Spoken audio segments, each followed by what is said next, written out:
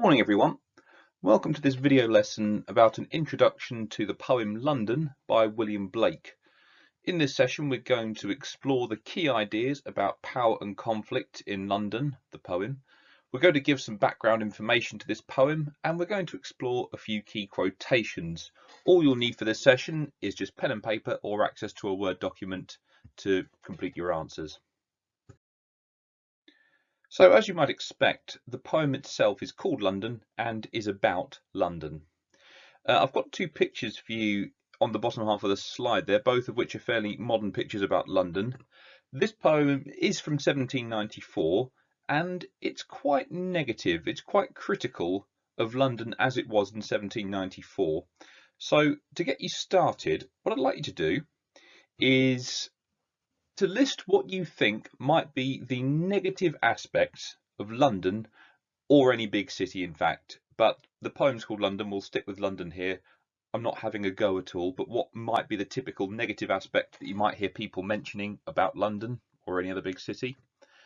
And how might we link London to the themes of power and conflict? So take those negative ideas and how might they link to the overriding themes of power and conflict? And I think you'll be surprised at how similar they are to what Blake was talking about. So pause the video, have a go at that.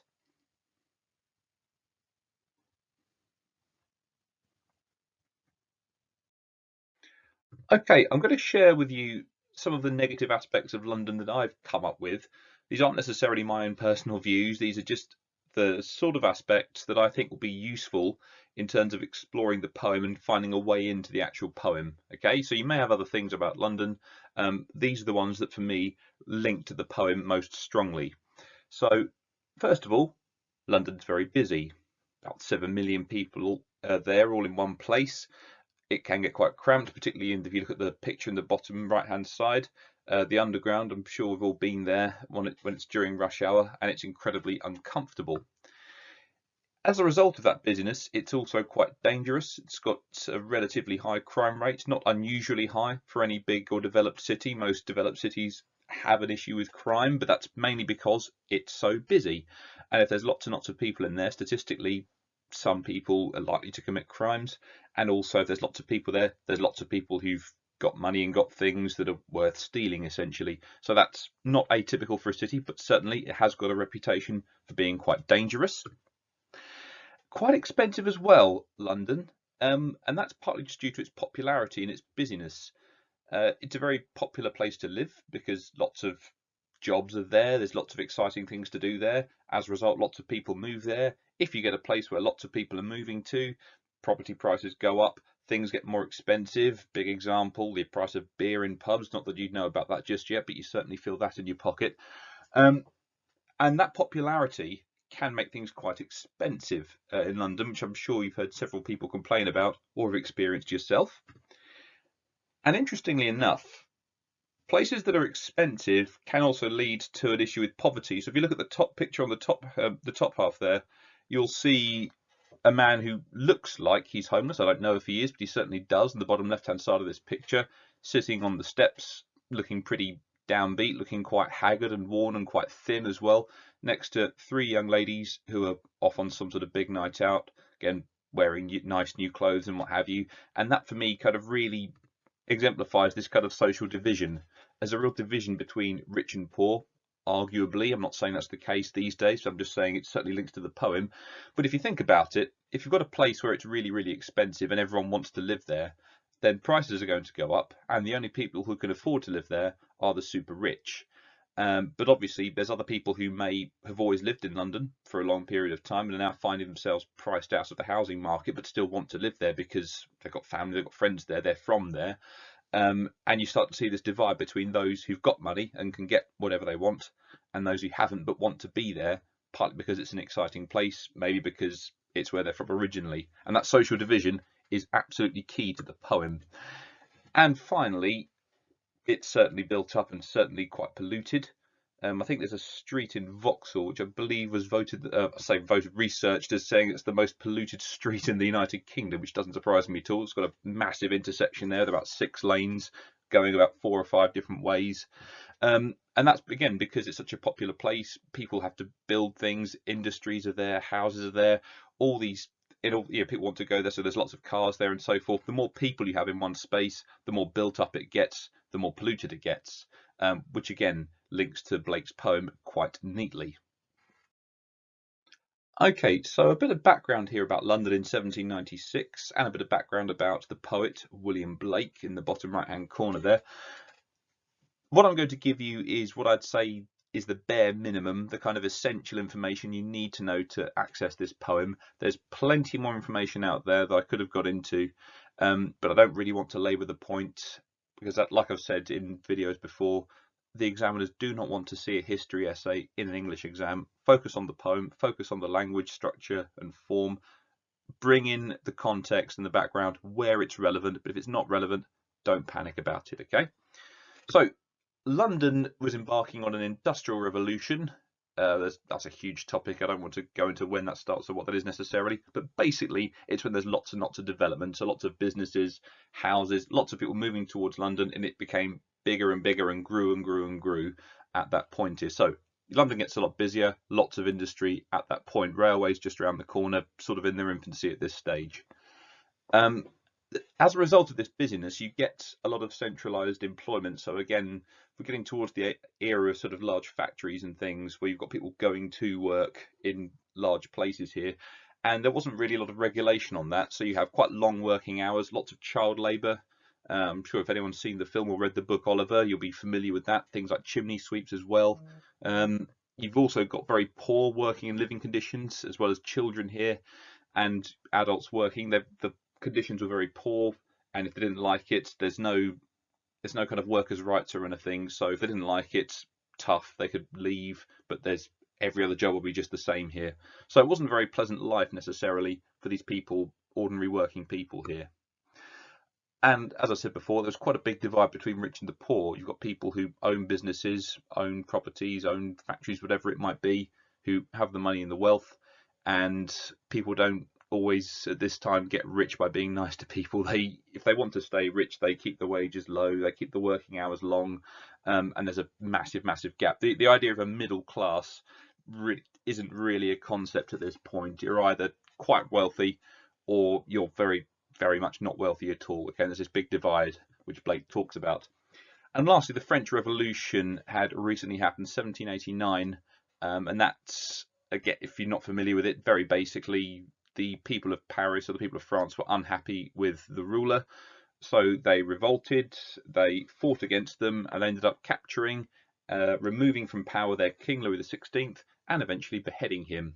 Quite a day in Paris, that one.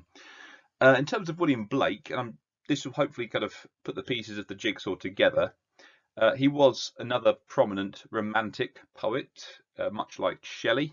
Again, very much not romance as in love stories and rom-coms, romance as in the idea of thinking about philosophy and using lots of very big imagery to get across what he thinks.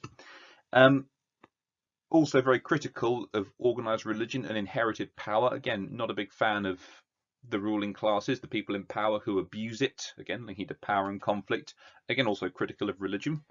Quite a rebel, William Blake, actually. Massively believed in social equality, so very much, as we'll see in the poem, on the side of the working people, wanting those rights, wanting far more equality in society rather than this division. So quite a rebel, quite outspoken, and we're going to see this in the poem. So let's look at a few key quotations and let's see if we can link them to these themes of power and conflict. So the quotations are as follows, in this order.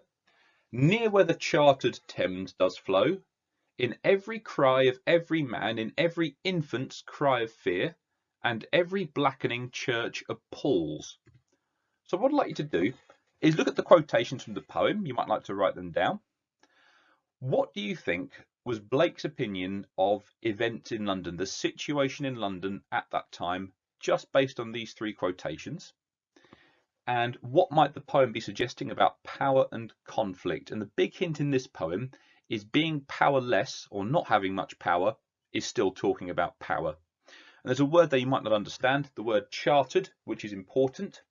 So being chartered means something that's kind of owned by the state or the monarch. So if you're the chartered bread producer for Her Majesty Queen Elizabeth, then that means you produce bread for the monarch effectively. You know, so you've got that royal charter. You're told that you're producing it for them, but also more widely, it kind of means something that's owned, possessed. A chartered building or a company will have a specific purpose and a role that supports the state or those in power. So the chartered Thames, the River Thames, is chartered. It's owned by someone and is there to kind of fulfill a purpose. More on that later. So you might like to write those quotations down and annotate it. How you lay it out's up to you, but pause the video and have a go at that.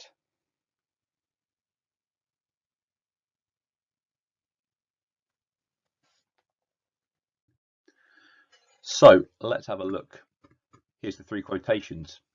Now, the sort of thing you might have noticed is Blake is definitely critical of power and thinks that possibly London is a bit too powerful, or those in charge are abusing their power, a bit like Ozymandias. The idea of a chartered Thames owning a river. A river is a natural phenomenon that's there. It's like a beautiful natural gift provided by God, essentially.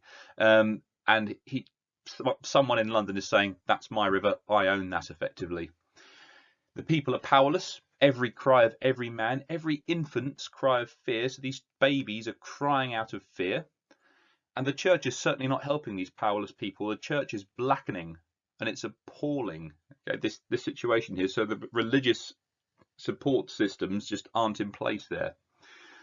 In terms of power, then we can say it's about the power of a place, London, the powerlessness of ordinary people, and possibly the power of money. The idea of money being able to buy whatever you like. You buy the city effectively, buy the river, buy this building, buy this factory. People who come into there have to pay. So the rich get richer, the poor stay poor.